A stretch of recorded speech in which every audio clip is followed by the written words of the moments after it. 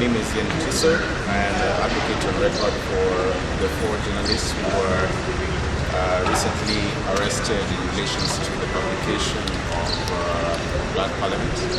Today we had a mention, rather we were supposed to have a mention before Honorable Wambo, but unfortunately we could not be able to proceed, and the matter has been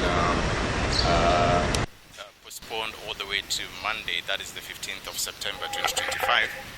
That notwithstanding, today we were apprehensive to make an oral application before the courts to inform the court and also the public that following the release of the gadgets belonging to my client on the 10th of July of this year, we did take those particular gadgets to independent forensic examiner, that is Citizen Lab, who are an independent lab stationed at the University of Toronto, and they are with the Monk School of Global Affairs and Public Policy.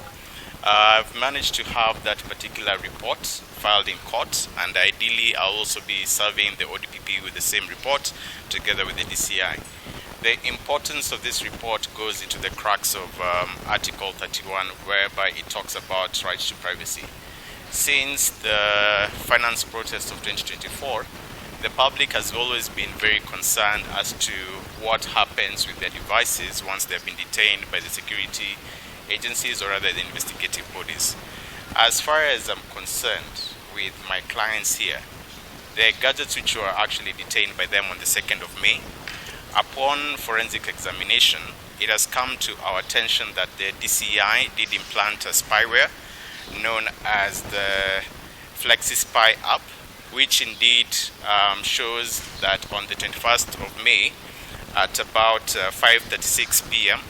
the said spyware was installed on those gadgets. And it is equally very, very important for us to address this particular issue, to show the country that indeed this confirms the fears as to what the DCI does to its citizens. Just yesterday, we were able to confirm that the largest telecommunications provider, Safaricom, does provide private data belonging to its citizens to the DCI without a court order on record. The idea of this government agencies to proceed to detain gadgets without proper warrants, to obtain data without proper warrants, and more so now it's spying on its citizens. What type of a country are we living in?